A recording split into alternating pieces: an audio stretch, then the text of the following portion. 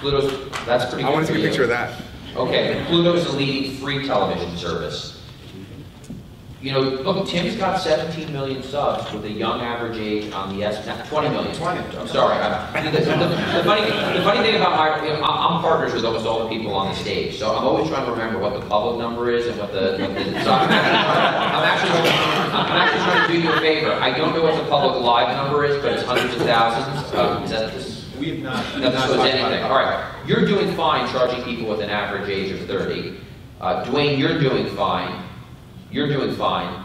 You've taken the bet that they don't want to pay for anything. So this, everything that was said so far is perfectly valid, largely around the user experience, the consumer experience, right? You made the point that traditional MVPDs didn't keep up with consumer expectations. However, everyone that was in here watching Joel's presentation realizes that the primary reason that people are leaving cable is cost, right? It's a business model issue primarily and only secondarily a user experience issue. I don't know if I agree with that. I think that's, JeanDavid, do you want to talk about the price? Yes. I mean, you do free, so how many people know Molotov? He's got 5 million subs in France. He's a mix of Pluto and the other gentleman on the stage. Free tier, and then people trade into paid tier. Go ahead. Yeah, the idea is to provide a service with free TV for free, and then people upsell from paying content.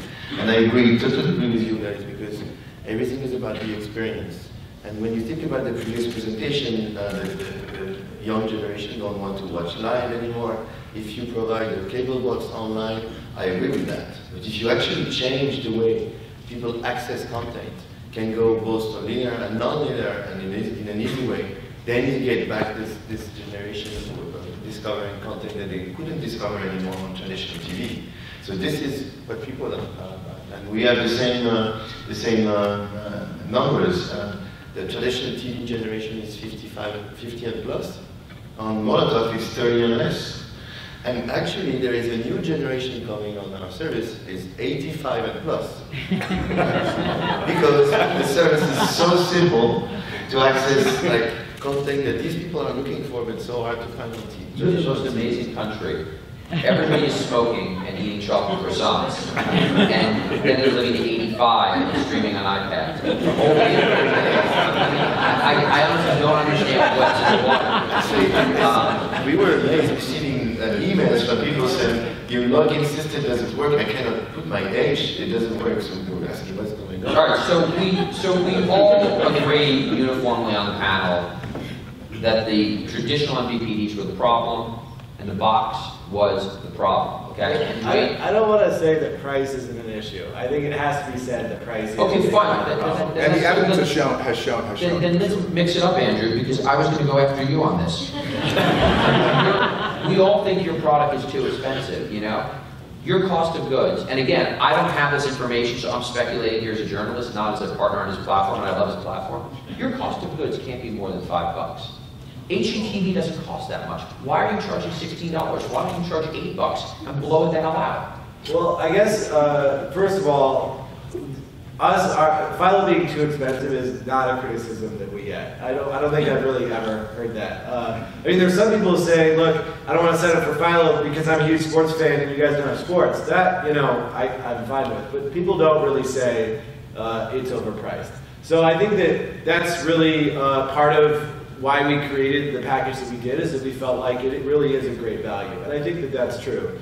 But to your point, you know, obviously lower price is always better. The way we approach that is we are a very small company. We're like a 40-person startup, and we built all the technology ourselves so that we can cut costs like every single place we can. We all run it on basically the most efficient, lowest cost way that we can, and we try to keep our margin incredibly thin so that we can charge the lowest price that we can.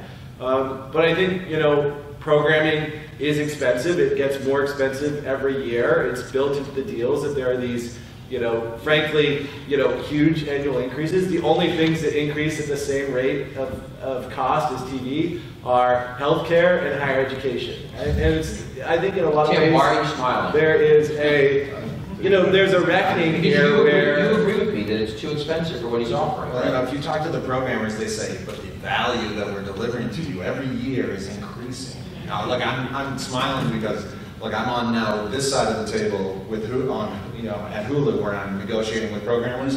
But I used to be on the other side of the table, you know, because I worked at ESPN and Disney, where sometimes I was blamed for the cause of these sorts of things, right? We used to, instead of calling it the annual rate increase, we called it the annual adjustment. You know,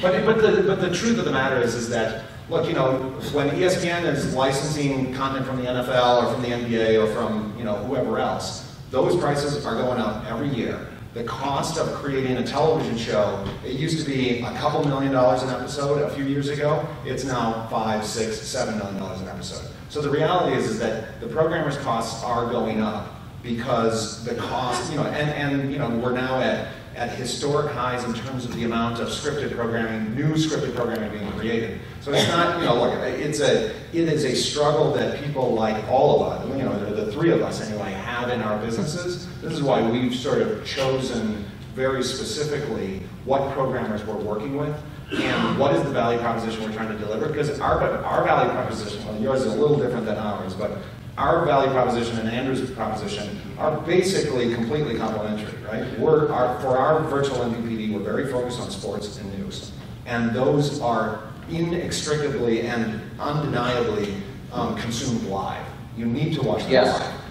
Entertainment programming is a little less, it's less time, you know, urgent. Some reality shows and some other stuff, you know, can be, you know, sort of drive to live, but most of the rest of entertainment programming can be very well suited on demand. And so it's like, Andrew's proposition is more about entertainment, ours with our virtual MVPD is more about sports and news, but the reality is that the programming cost for them to create this high quality, you know, stuff is going up. But you have programming costs going up year after year, as you mentioned, viewership, at least recently, going down. You know, something's got to give there, right? Like, well, look, and Dwayne's done it. Yeah. Let's go to Dwayne, okay? Dwayne, you drop Sinclair, no one cares. You're doing fine. You're doing great. You drop Viacom, no one cares. You're doing great. And I interviewed Charlie Ergen out here, I don't know, Daniel, when was it, a year? September. And Charlie said, I don't want to misquote him, but he said, there isn't a programmer that I go to bed at night that I won't drop if they raise the price too much on me. And each of you has shown that the leverage has shifted, that you can drop anybody. The content is highly substitutable. You went and did Handmaid's Tale. Everybody loves it. You just went and made it, right? You don't need to deal with these programmers that want to charge too much. Dwayne, isn't that the takeaway? Yes and no. I think part of the reason why it's easier to manage the leverage, if you will, because in this space, you have a one-to-one relationship with the user. So the IP nature of OTT lets you communicate with the users, advance notice, make goods, and so you're able to manage the relationship a little easier. And to the extent there are changes in the content proposition, you can actually communicate that on a one-to-one basis and ensure that those that fill something was taken away, get something back. Well, the other thing that's really changed is that the subscriber acquisition cost is so different, right? Because the thing that in the traditional world, the stare down, I did a master's in public policy where I studied nuclear deterrence theory. Yes. And like I said, it's been a great use to me in my business life. But one of the things, that nuclear deterrence theory is based on mutually assured destruction. And programmers and traditional MVPDs have a little bit of that mutually assured destruction problem because for a distributor, they've spent $1,000 to acquire a subscriber. So if they get into a dispute with a programmer and they lose 100,000 subs, they've now just lost $100 million. Yes. And that's the game theory. That is, and that's the difference that people like us have when you're acquiring. Now, there's a double edge to that sword, right? Because it's easy in, easy out. And so our subscriber acquisition costs are significantly less. We're using digital mechanisms to acquire. And so, now, God knows, none of us ever want to lose 100,000 subs, but that the decrease in subscriber acquisition costs has a very significant capability to change. But the leverage has changed a little bit, which is to your point. A year ago or 2 years ago, if you had to black out CBS, you might lose 500,000 subs. Now maybe you, depending on football season, you'll lose 100. Like the dynamic has shifted a little bit, and also your original programming has shifted it a little bit too. Don't you agree? Yeah, completely. For us, look, original programming is very important for someone like us. And we're following the playbook that HBO did 25 years ago, where The Sopranos, that became really their first big original hit, and it became a brand builder for them. And so they built their brand on The Sopranos, and then that led to Sex and the City, and then 6 Feet Under, and then Dwyer, and blah, blah, blah, blah, blah. And so for us, and Netflix really followed that same playbook, House of Cards, Orange is the New Black, et cetera, et cetera. It becomes their brand builder, their subscriber acquisition vehicle. And it's something that we uniquely provide. So Handmaid's Tale, we're incredibly proud of the fact that we're the first streaming service to ever win a best, series Emmy for The Handmaid's Tale. It's been transformative for us in terms of bringing in subscribers, but it also really has defined our brand and made it so that Hulu is the place where you go to get great programming, but also great user experience and all this different opportunity for service. I'm going to come to you in a second. Dwayne, I want to talk about video games for a second, okay? Because I am obsessed with this, okay?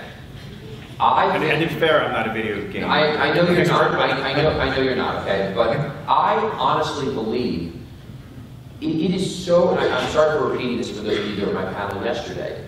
It is incredible to see something take off like this amongst every age group from 9 to 30 now, right? I think you are in an unbelievable position where you can offer a video package now on a PlayStation where the kids can say, I'm going to play Fortnite, I'm going to watch Fortnite via the Twitch app on PlayStation. I don't really care if PlayStation View has sports or not. They have all different other kinds of programming that I like. And it seems to put you in an unbelievably prepared for the future position. You agree with that? Absolutely. I mean, PlayStation, while obviously a gaming console, but it may surprise a lot of people, it's actually the largest distributor for a lot of the SVOD services, big game SVOD services. So we were already seeing tremendous video consumption before we ever built View. And the reality is they wanted a lot of that live content, the live sports, news, and so that's the reason we built View, was to bring a much better cable experience onto the same box where they're gaming. So you're right, it's a nice complement. And along with our subscription gaming service and music service now, we have kind of a triple play of entertainment. Okay, here's my question for you. I think most of the MVPDs and virtual MVPDs have a tortured relationship with Pluto, okay? And the reason why is you make it available for free and you devalue the paid product that goes into their platforms. And so there is this balance of how much content can Cheddar make available on Pluto, MSNBC, CBS, and the like. How much can I make available to you, at which point I cease to provide value to Hulu and Sony and Molotov and Philo, right? Why are you not creating a front porch where you act as almost like a bank rate to create sampling and then to send these people subs? Why are you not doing that? We have a small test live with a service called JeanDavid. Okay. Where season 1 of a multi-season series might appear, generating incremental audience and ad revenue, but also throwing to the subscription service. It's a test because it's a pretty narrow audience, but we want to see what it yields. So I think we will over time, but what we're learning is that free and instant scales in a way that's remarkable, and we think we've seized on a once in a lifetime opportunity to build a media business based on that, based on both with consumers and in the industry broader market trends, where this has proven to be an interesting and scalable opportunity that's pulling partners and consumers toward us. Yeah. And push meaning the folks in this room. No, if you had asked that question a year ago, there'd be like 1 or 2 hands that were raised that knew about Pluto TV. Like people now understand, and now I have a lot of content partners here. I've got one up on the stage, and that also wasn't true a year ago. And so people understand that the core business is changing. Let's just say degrading. Anybody that sat through Joel's presentation should understand that, and so that causes them to take opportunities to generate incremental revenue and incremental audience seriously. And then one thing that I think we just missed was we focused on the supply side basically, which is better than it has been in the past, right? There are relatively less content partners who can concept owners who can hold a distributor hostage. But what about the demand side, where we have at least a couple of players who will deliberately operate upside down forever, because they can do so within a broader strategy. You mean, you're referring to Google? I'm referring to Google, I'm referring possibly to AT&T, I'm referring to almost certainly some other offerings that come down, that come down. And so, to put that another way, I would much rather operate a free service than operate at $40 anyway. JeanDavid? Well, I agree. I mean, the idea is to mimic what's existing in real life. In real life, you have free TV and you have pay TV. What we built with Molotov is a wide global, like app store, I would say, TV store, content store, where people can relate. People want one app for music, one app for TV. We want to be this app. It's tuner by default. So for the user point of view, they download Molotov, they know they're going to find all the networks that they like, pay or free. For the network's point of view, the content people point of view, if they put their content on Molotov and their networks, they're going to be able to find those customers and make this easy for them to access. So the idea is to recreate for the content world what, let's say, Apple did for the App Store. With the App Store, you go on one place to find all these apps. And again, it's always about user experience and make simplicity to access content. Yeah, it used to be that broadcast TV was the free TV in the US, and now it's like literally the most expensive channel. So it's weird that we completely flipped it upside down. And actually, I think that is the part of Pluto that I think makes a ton of sense, is that we need to reinvent broadcast TV for the digital age so that there can be a free mass market offering that doesn't cost you, rather than saying that what we used to consider was free, broadcast is now $50 a month. Dwayne, Pluto, you view Pluto as problematic, correct? Not really. Don't you think they should be sending you subs? We'd love them to, but actually we've done business with Pluto in the past. I think there is a place for free ad-supported content out on the in the world, whether it's over a broadcast antenna and rabbit ears or on the online versions of it. I mean, we still have a free FBOD product that we offer on the internet as well, and I think for a bunch of people it can be it's pretty much what JeanDavid was talking about, where it's hard to execute that kind of freemium upsell model in a good way. It's really tough to do. I mean, the reason why I bring it up is all I care about is my viewers being happy and you guys on the stage being happy. There is no D2C model for news in the world. It doesn't exist. CNBC has no subscribers, Fox has no subscribers. I want this interplay where people are exposed to my content on Pluto, they think it's great, and then they go sign up and subscribe for one of your services, and you guys say, oh my God, John, we just got the data, we signed up 30,000 subs last month, and we can see that it was because they liked Cheddar and they saw Cheddar was available on our services. That, to me, makes everybody happy, and that's the interplay that I would like to see play out. Can I make two related points? So one is, these services will coexist forever, right? We are not trying to corner the market. There is a portion of the market for which we are a substitute, where we are free and good enough, and they're gone from a multi-channel subscription forever. Yes. There is a part of the market where we're a supplement or a complement, and then there's part of the market where we are insufficient, right? And sports is an interesting example. There is a sports offering on Pluto. We're proud of it, but it's not going to have Sunday Night Football, for example. And that's a user that will, at best, use Pluto in connection with a subscription service. And so we will coexist. We will never propose to squeeze out all of the value in subscription, but we have defined that there is, we think, a pretty massive market to capture them free. The other point is the value the value in advertising in the business model, right? It is not that far today inferior from the subscription model, and as outrageous as it is to say, there are scenarios where we'll make more money over time as we grow from a highly engaged free user than we would with a subscription. The numbers aren't that Well, I nuts. agree. Like The quality of advertising I see run on the Cheddar channel on Pluto is spectacular. It is all Fortune 500 brands selling high cost of acquisition goods, insurance, cars, the like. I mean, there's not a lot of, you know, gum ads that you guys are running against our content. Right. Yeah. And my point is, you know, we still are a very small young business. We just hired a CRO 2 months ago, which in itself was a big win for us, a validation that this business has upside.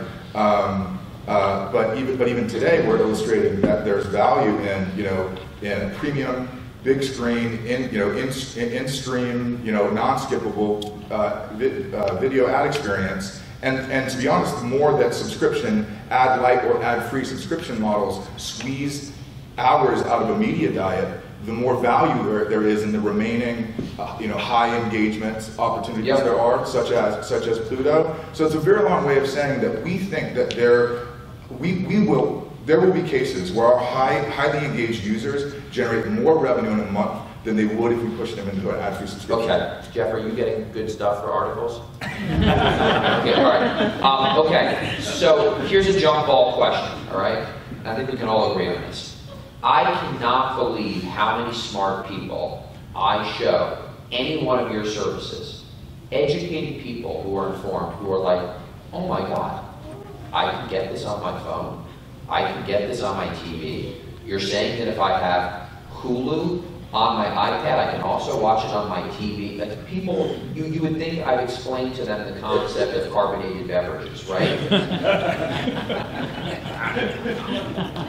Then I look at what John Ledger did with T-Mobile, right? It was marketing, it was loud talking, it was a great model, and he moved the needle on that service through getting the message out and through aggressive discounting and aggressive early termination fees. Here's the jump ball question. Why don't you offer every cable subscriber with a box in the United States? We'll come to your house, we'll rip out your satellite dish, we'll rip out your cable boxes, we will return the cable boxes to whoever they need to go to, we'll pay you the early termination fee, and in return we need a 6 to 12 month contract. Isn't that what it takes? I think we're at the beginning of that. You're at the beginning of that. Where? It's going to happen. I don't see it happening anywhere. Is it happening in France? I think it's going to happen soon. Jeff, it's not happening anywhere, is it? No. Okay.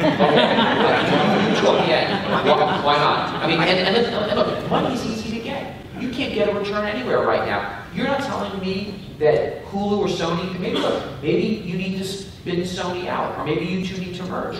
You could raise $5 million tomorrow to do this. But, look,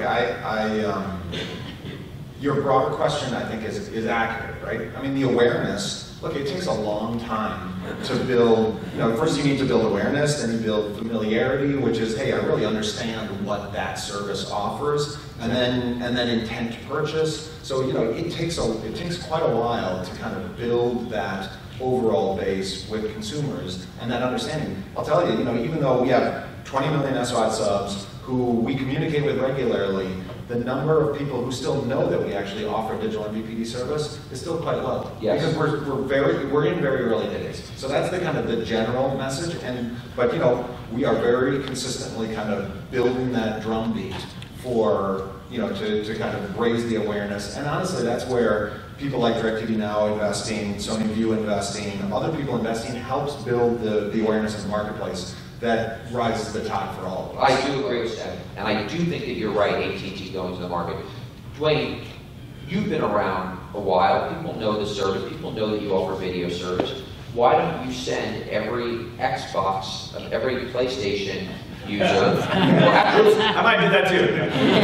well, you know what, maybe you do that, actually, why don't you send every Xbox subscriber an offer? Tell your parents to get rid of their Xbox, get a PlayStation, and we'll come rip out their satellite dish and cable box. I mean, these aggressive ETF, these early termination fees have worked so well in the cellular industry.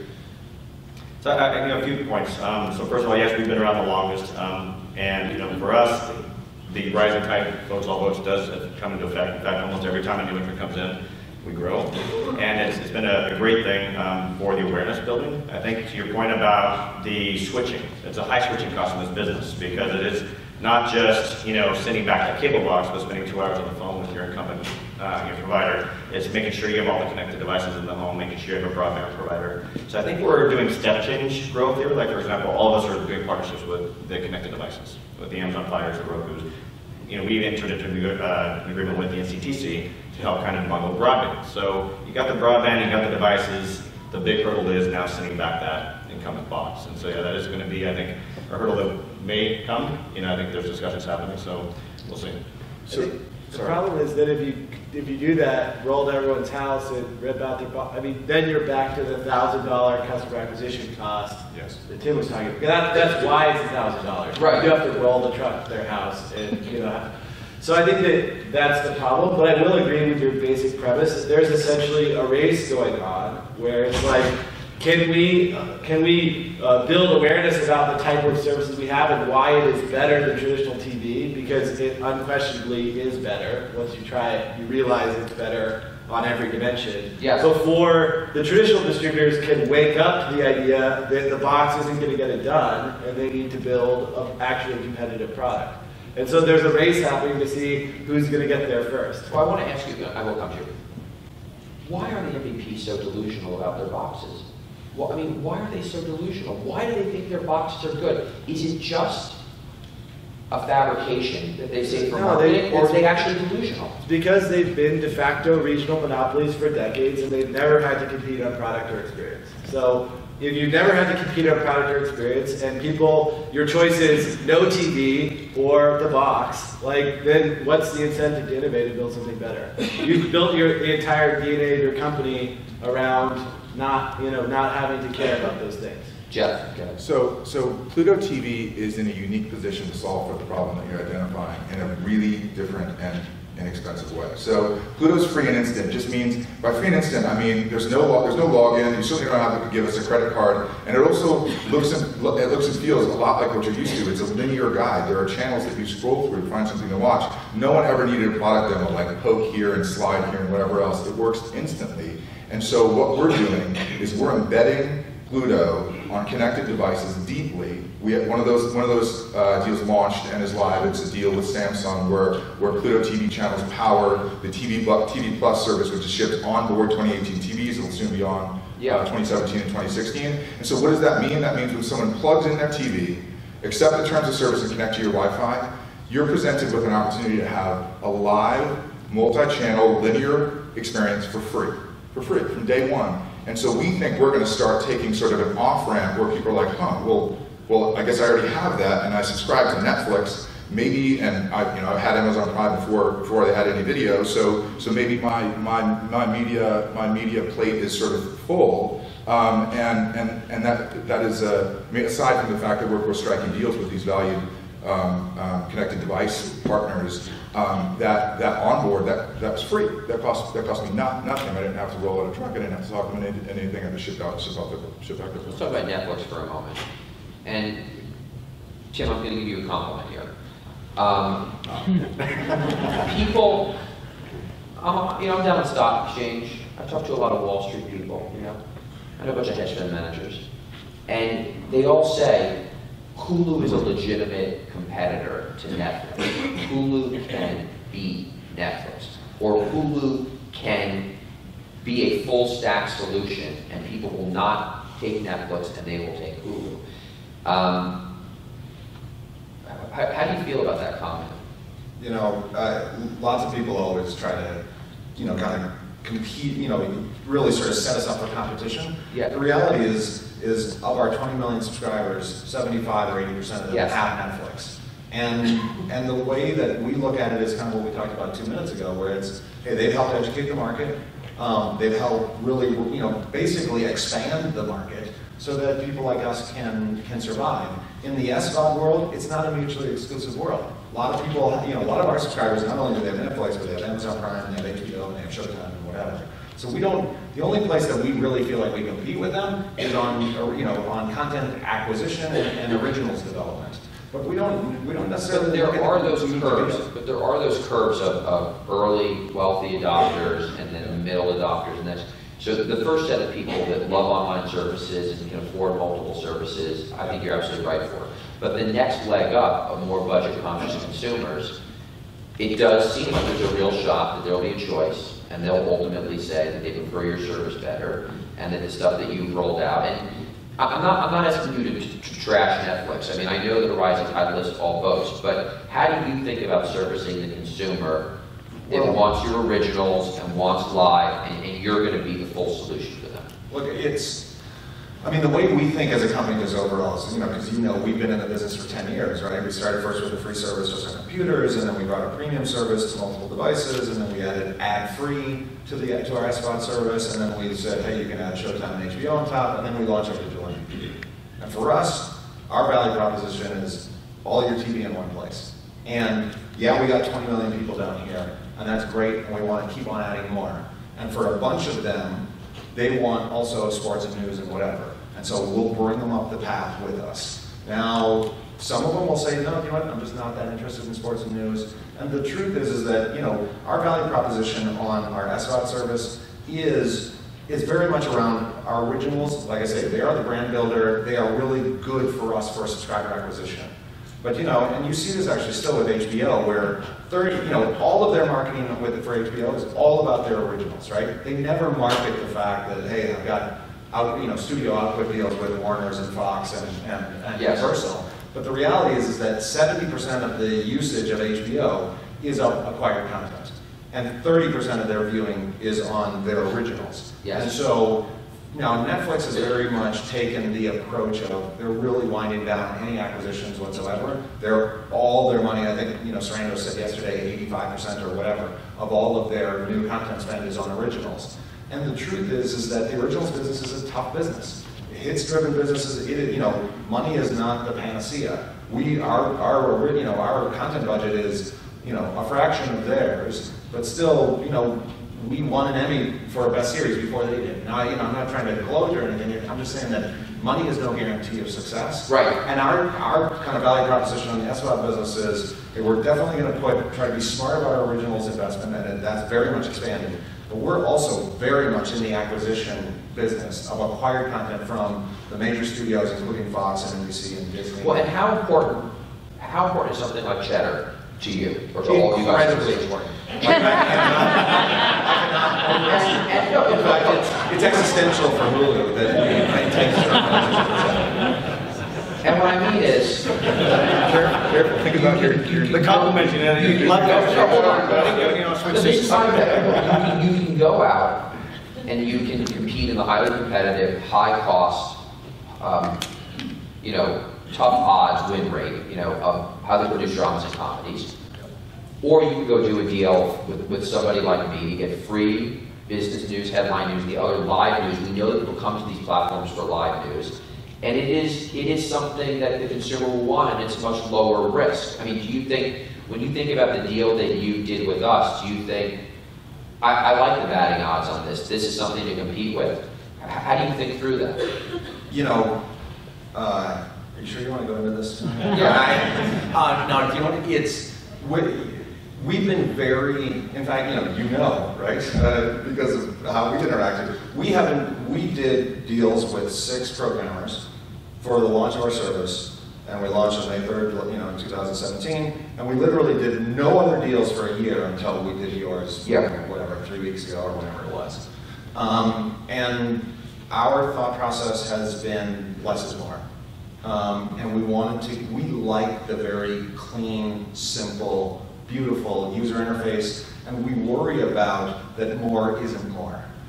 Now, the truth is, so that's what led us to be very conservative about bringing, because as there are a lot of people operating in the, what you call the post-cable network. Well, we're the only one. The funny thing is, you're the only good one. Right? No, we're not the only one. And Jeff, I want you for this for the record too, because everybody goes to my partners now and says this. We do 16 hours a day of live news. I mean, the other people are doing 4 2-minute videos a day. Yeah. The people that want deals with you aren't producing live linear feeds of that scale. That's you got that? That's true.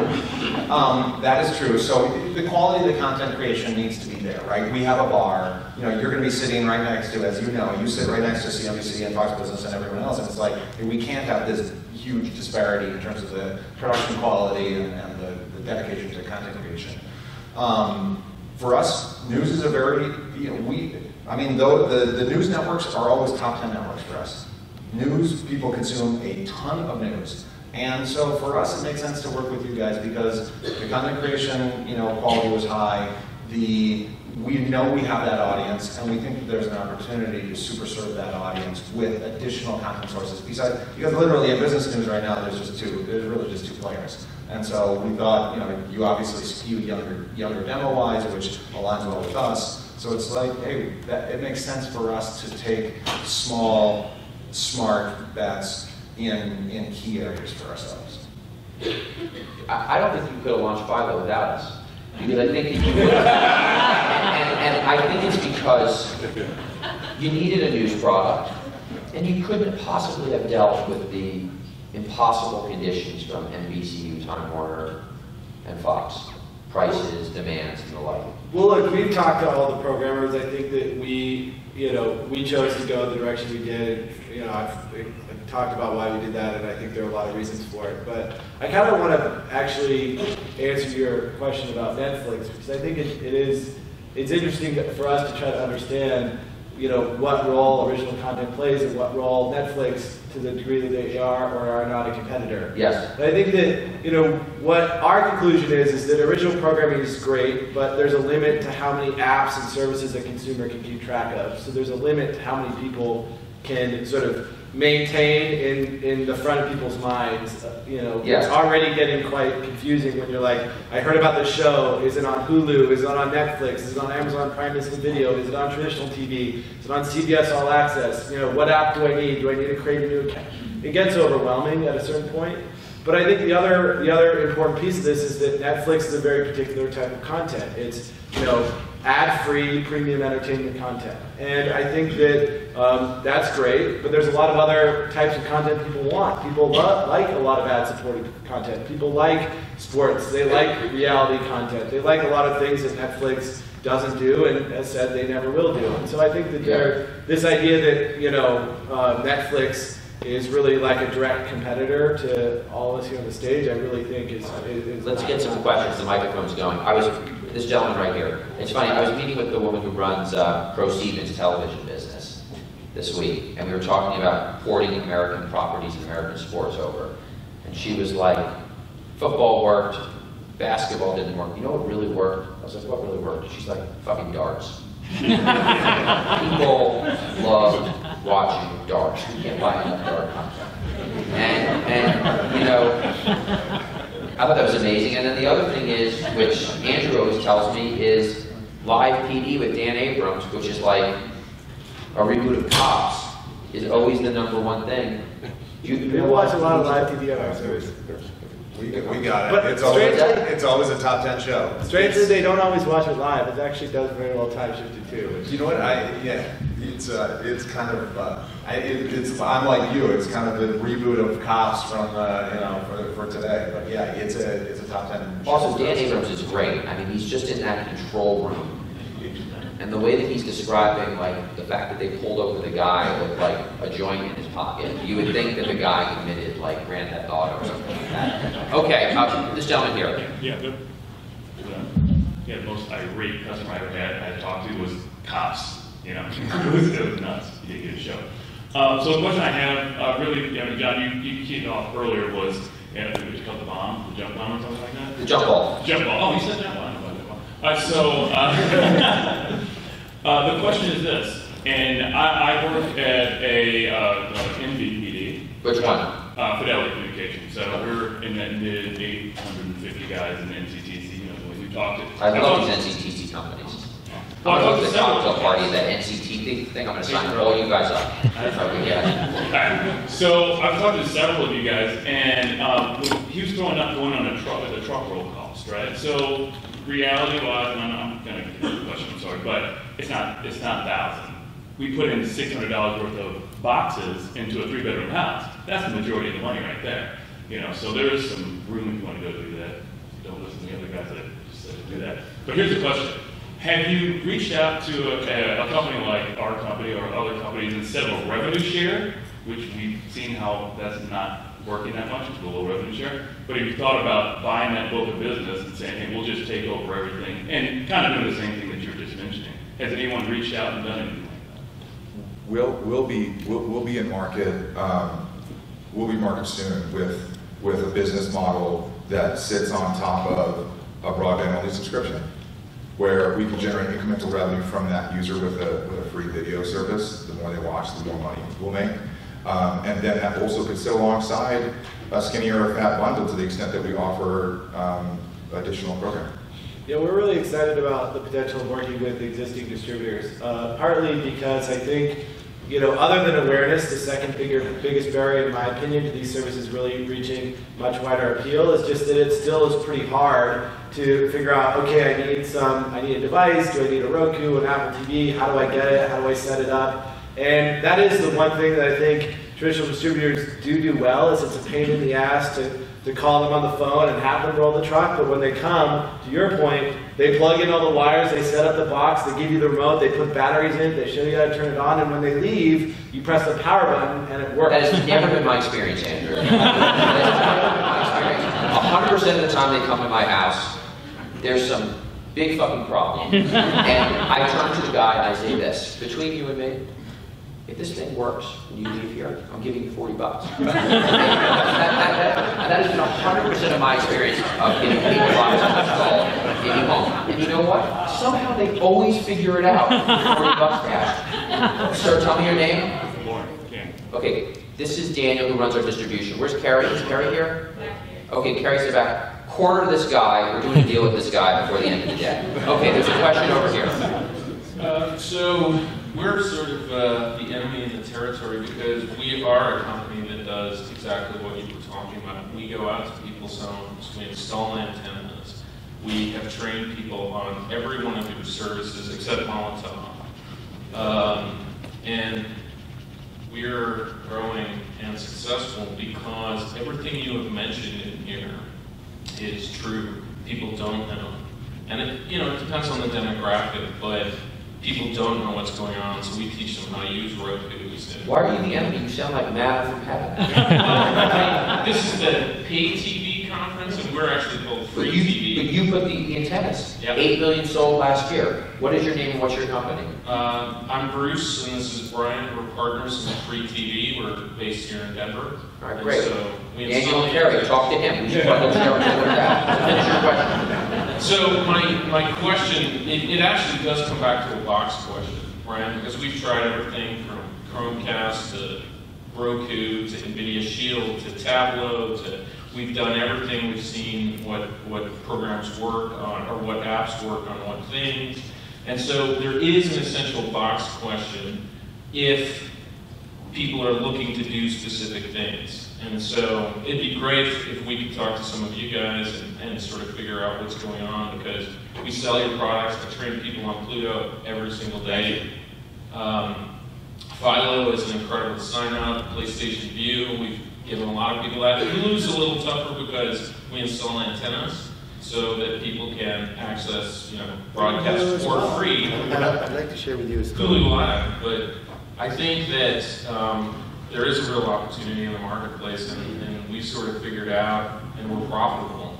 People will pay for this service. We need to get the right partnerships in place to really start to grow. Hey, John, can Well, John David. I'd like to share with you a story. You're next. Yeah. Because the primary users in Molotov is mobile and tablets and laptops. And of course, we developed a Molotov version for Apple TV and Samsung and LG and those guys. And we saw a big rise of usage of Molotov on Samsung TVs and LG TVs. We were wondering why, because people, if they have these TVs, they either have already the antenna or a cable box. So we went to those guys and asked our users using Molotov on Samsung TV, why are you using Molotov on Samsung TVs? You already have an antenna or cable box. We thought because they loved the interface or the channels or everything. You know what the very first answer was? The biggest reason people are using Molotov on these TVs? Wireless. Because thanks to this amp in this Samsung TV, they just took out all the cable boxes. I would say all the cables, even the antenna. The TV becomes like a lamp. Just any AC with the Wi-Fi, they get the TV through to the Wi-Fi to a Molotov. Sure, but you're going to So- Well, hold on. Let me just, let me get it. it's support. Sorry, people I agree. It's very hard to plug all those boxes. You need 2 remotes, even if you buy an Apple TV, you need 2. I mean, people want simplicity. Just one remote, one plug. All right, That's Jeff, it. just get in here. In support of the proposition I think that you're offering to consumers, a couple of months ago, our engineering team showed me OTA, antenna, plus Pluto, and it's magical. It is. It's 20 or 30 channels, organized in a linear guide, just like you'd expect it, supplemented by 100 plus free channels. It's magic, and you're going to see that in the market. Okay, we can do one more question. This woman over here, by the way, is anyone here from Mohu? That Mohu company is incredible. They make the best antennas. I want to leverage buyout Mohu. I think that company's incredible. Okay, ma'am, you have the last question. All right, hi. I have a question going back to your And who are you and where are you from? I am Jen Metz and I'm from Comcast.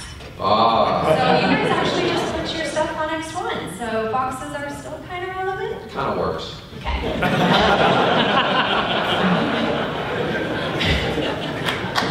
Did you have to give her $40? I'm not actually in Comcast territory. You aren't, if you're in New York. So my question actually is something that probably all of us face in this room related to the annual adjustments, right? How do you get customers to understand those programming costs? Because that's something from an education standpoint, we look at how to, when we're talking about rate increases, the increases in programming costs, how do you talk to customers about that? You can't. People will never understand that they just have to pay 10% more every year. They will never understand that. That was the point I was trying to make on the demand side earlier. So the retail price is going to be arbitrarily constrained, right? So programming, yes, programming costs are going to increase, but there will be no bill creep like there was traditionally in cable. And that's why, whether you're operating a fat bundle or a skinny bundle, this is a scary place to be right now. Your cost of input are inevitably going to increase. Hopefully you have some flexibility with regard to who you keep and who you get rid of. But the retail price, consumers are knowing the retail price is going to be constrained by big players. Dwayne? I think it's why the programming decisions are so key. Is when we look at an IP-based service, thankfully we have a lot more data than traditional cable companies on what people are watching, what they're leading into. And so knowing the price elasticity more consumers are willing to pay, if it's 40, 45, 50, then you actually basically have to program the best bundle for what they're willing to pay, is what ultimately comes down to. All right, well. What we see on Molotov is that they understand very well the free TV. Free is very well understood. They understand very well the premium channels, and they're ready to pay for that, like HBO and Netflix and so on. The problem is in the middle. They don't really understand the middle channels that they pay for, but they wouldn't like to pay for. That's the problem. Okay, we got to wrap. I want to say 2 things. First of all, what an engaged audience, and second of all, these guys really do deserve a round of applause because they could have done the